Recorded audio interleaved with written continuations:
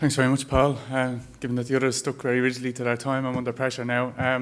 My name is Ben Ryan. I'm Head of Criminal Justice Policy in the Department of Justice. So thanks to everyone for giving up their time to participate in this process. It's a really important issue to be discussed, and thanks to Paul and Carl for inviting me out to talk about it.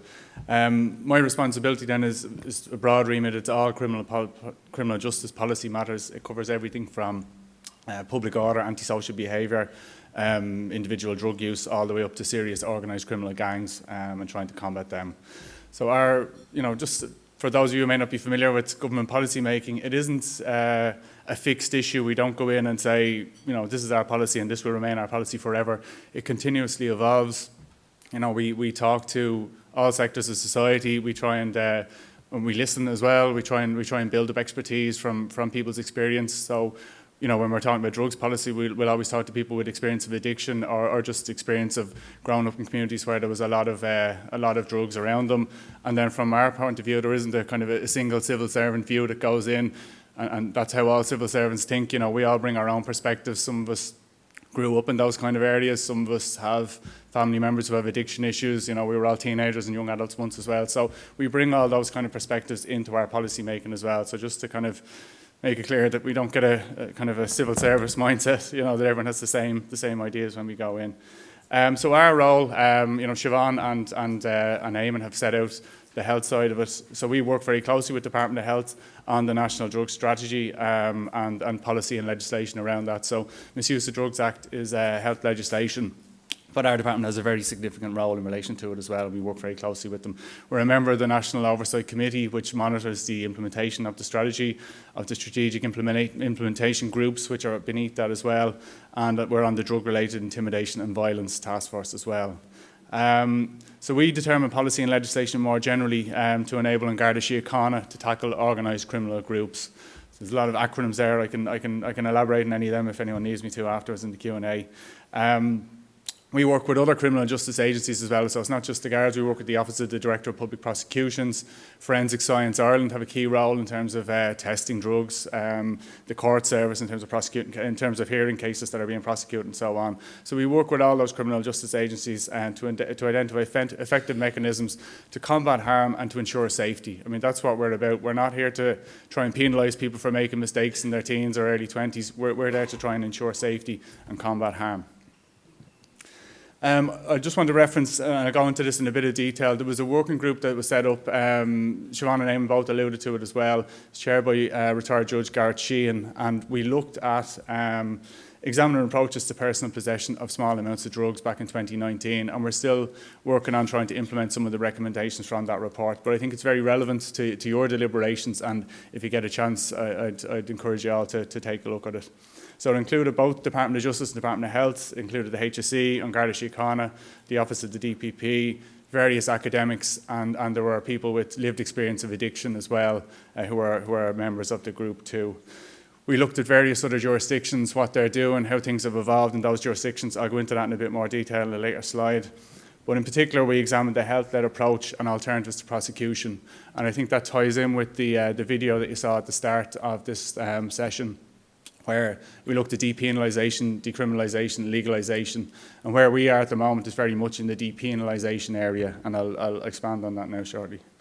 So Siobhan and Eamon both mentioned the increased use of adult caution. So we do have this adult caution system where you don't end up in the criminal justice system for a first offence in relation to drug possession offences. It's potentially available for all drugs. At the moment, it's only rolled out for cannabis, but there is scope there to roll it out for other drugs too, and we're working with An Garda Síochána and the Office of the DPP in relation to that. In addition then, there's the health diversion approach. Eamon set it out in a bit of detail. I won't go into too much detail again here, but we were trying to amend the Misuse of Drugs Act to facilitate it.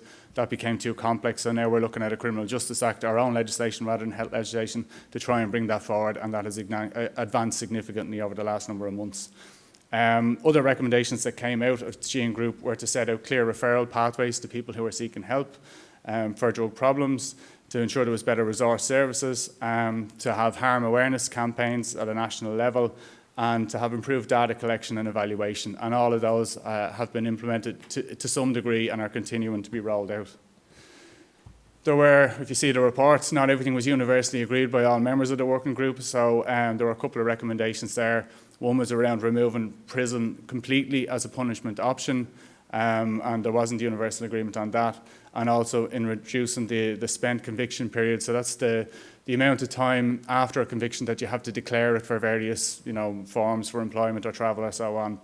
Reducing that from 7 years down to 3 years. There wasn't universal agreement on that, but there's also other work going on in that area that I'll come to shortly. The main reason why there wasn't universal agreement on that, there were various unintended consequences that certain members of the group had concerns about. So, as I've said, some of these initiatives have been progressed since the Sheehan Group finished its work. So the Adult Caution Scheme, as I said, has been rolled out for cannabis, and we're looking at further expansion. The health diversion model, we have done a lot of work to provide for it in law, and that will be included in forthcoming legislation. Two other initiatives then, one on youth diversion. So if you're under 18, anyone who's arrested and for a crime in relation to who's a minor will have to be considered for youth diversion first and foremost before any other criminal justice activity. So you can be diverted, and huge numbers of people, the majority of young people who are, particularly for drug possession, will be diverted and will not end up in the criminal justice system. We're currently working on a scheme for 18 to 24-year-olds as well to try and mirror a similar scheme, although the same factors that help to steer people who are 18 to 24 away from drugs or other minor crimes aren't the same for under 18, so we obviously have to modify a bit, but we're working on that, and we hope to have a version of that ready by the end of the year. And then there's rehabilitative periods bill, so that's spent convictions essentially. That's a bill Senator Lynn Ruane has brought forward, and it's progressed through the Seanad, and it's going to go through the Dáil shortly, and we're working very closely with Senator Ruane on that to try and advance it, to try and implement that Sheehan recommendation that was mentioned in the previous slide. We looked at other international approaches. We particularly looked at the Portuguese model because we could see a lot of good in that, and we wanted to see whether it could work in an Irish context. We had a lot of presenters who came into the Sheehan Group around that. There were a huge number of positives in it, but it isn't possible to operate it in the same way here. They have a different legal system, a civil codified law, whereas we have the common law, which is all about judicial precedents and so on. If we effectively try to keep it as a criminal offence, but not have the kind of criminal penalties that potentially could accrue, we would essentially, it would be a legalisation approach rather than a decriminalisation approach, just by the nature of our legal system here. There are other unintended consequences as well. We spoke to a few US states who have brought in legalisation just to see what their experience was. They have seen an increase in drug tourism, so people coming to those states from other states to avail of drugs. Increased drug driving, various other crimes are on the increase as well. And there is still a large illicit market, and that's the thing to remember. Despite the fact that it's legalised in those states, there are still organised criminal gangs supplying drugs into the markets in those areas. If you look across the EU, the Netherlands has always been famous for having the most liberal approach, but they're rowing back, they're putting in all sorts of additional measures. Now, since I did these slides, I read about Germany and what's happening in Germany. So Germany are actually moving towards a more liberal model, so we'll be in discussion with our German colleagues to try and see how that pans out and see if there's any learnings we can take from that, because we do continuously evolve our policies. But it is difficult not having a unified EU position on this. However, even if there was a unified EU position on this, we now have a land border with a non-EU country, so if we were to move the same way as the EU, there would be huge issues around border and cross-border smuggling and a difference in regimes there. So it's never simple or straightforward, unfortunately. So basically, we looked at various different approaches. We're still open to looking at them, so we want to just make sure that everyone's aware of that. We haven't closed our minds to any possibilities here. On decriminalisation, there are clearly a number of benefits. There are benefits to the individuals themselves for not having to go through the criminal justice system. There's a lot of benefits to the criminal justice system that we don't tie up so many resources in relatively minor issues.